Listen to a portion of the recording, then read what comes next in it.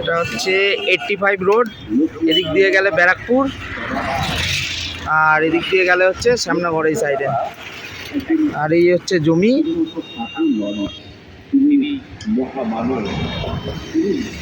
হচ্ছে জমি।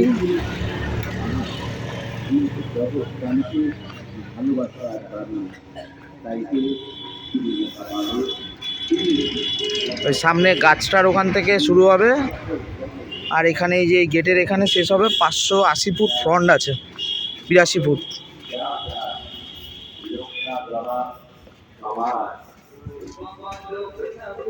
এই এত অবধি আছে, বাউন্ডারি করা আছে। আর এই হচ্ছে জমি,